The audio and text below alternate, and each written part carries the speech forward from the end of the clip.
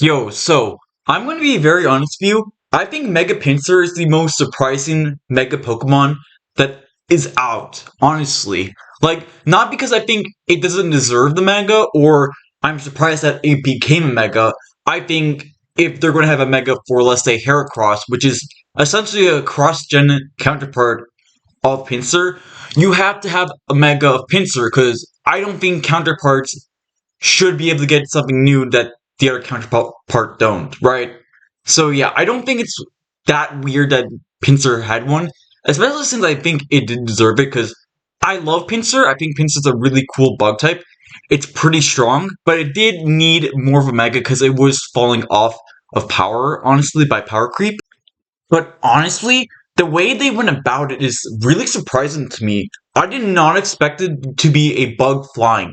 If anything, I was expecting it to go like Heracross, where it's fighting in bug, right? Because counterparts, they're very similar stat line, right? You have the same attack, a little bit different defenses, and then you have the same speed, both of them. So I would expect it more to be a fighting bug, but they went flying in bug, which is very surprising. Because if you look at Pinsir's movesets, it's like close combat. You have a lot of fighting type moves. You have brick break. You have submission. You have focus punch. You have a lot of fighting type moves. So I would not personally just expect it to be a flying type, but it did, and they did it really well. Because flying bug is usually a horrible typing, but for Mega Pinsir, it works really well, especially with the ability Aerialate, which turns normal type moves. So, for example, Quick Attack or Return, which are two moves that it use a lot in competitive Pokemon, become flying type moves.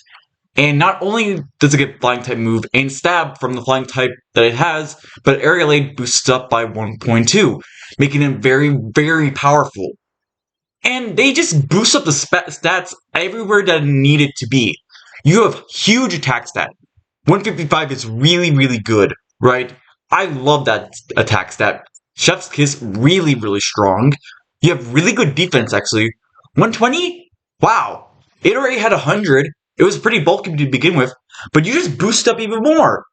90 special defense? That's really good too. No waste in special attack, except for like 10, but hey, you're not going to be using that anyways. And then 105 speed, so you're going to be outspeeding most things. That's perfect. I'm so happy and so glad that they made Pinsir into such a monster. But it also just looks absolutely cool. I was not expecting for this monster of a Pokemon to come out with Pinsir. I would expect it to be like Heracross. But I'm glad that they went this route to make it more diverse, because why would you want to use another Heracross when Heracross is probably the more popular of the counterparts? I love Mega Pinsir, and I think it just works really well.